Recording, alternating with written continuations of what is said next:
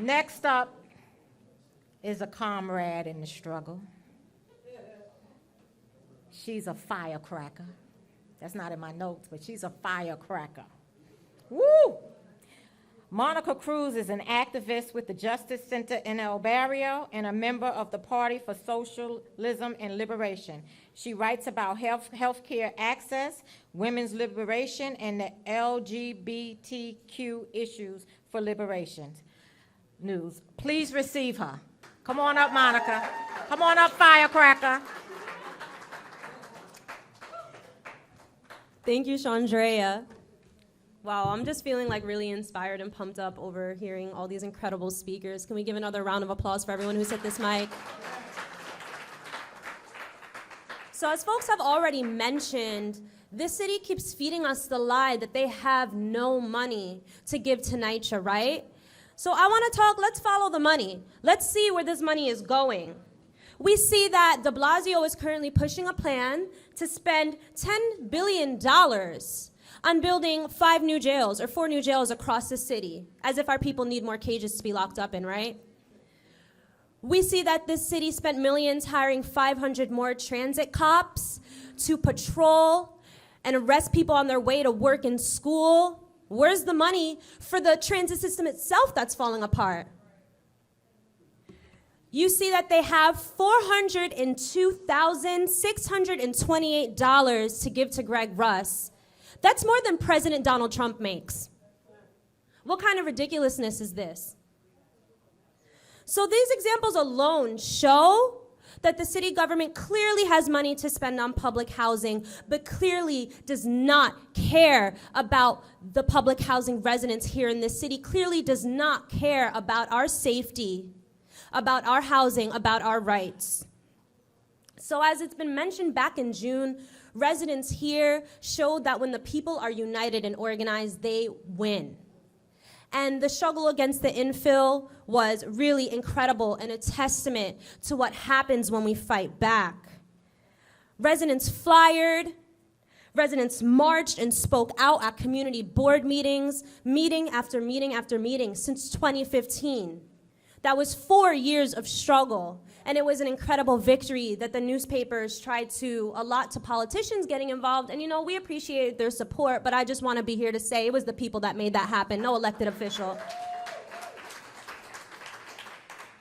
Now we're excited with our friends at TakeRoot Justice to push forward this HP action to force NYCHA to make the repairs that they owe our people.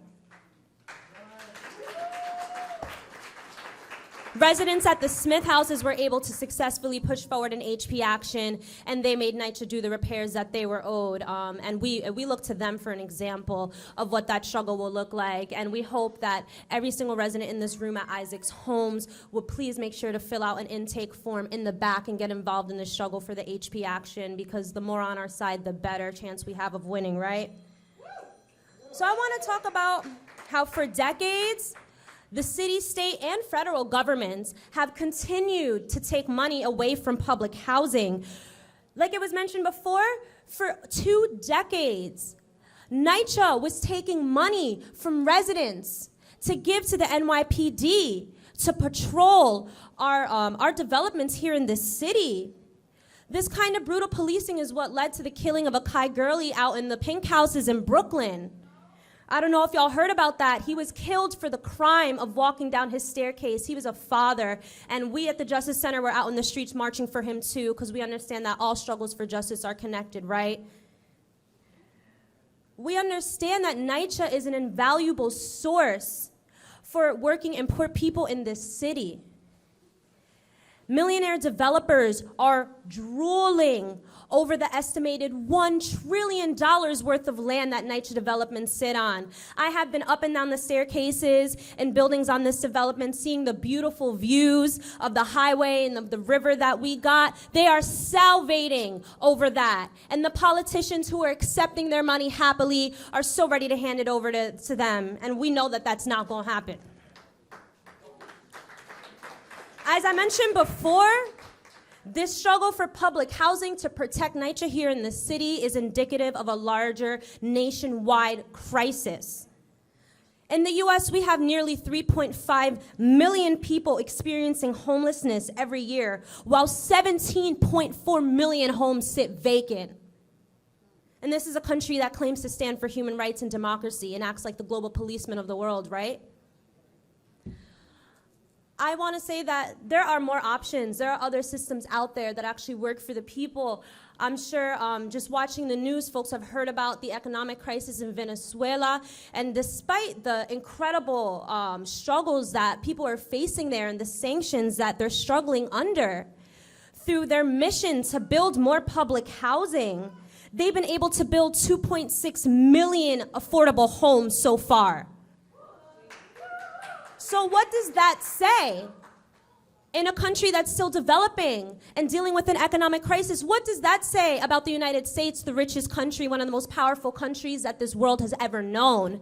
They can't afford to house us. They can't afford to give us housing that we can actually afford, right? As our wages are stagnant and as these housing costs are rising. So I really want to say that we need to be fighting for a system that actually serves us. We need to be fighting for a system that prioritizes human lives over profit. So I want to end with another chant. Y'all know me, how I started this out. When public housing is under attack, what do we do? Stand up, fight back. When public housing is under attack, what do we do? Stand up, fight back. I said, what do we do? Stand up, fight back. What do we do? Stand up, fight back. Thank you.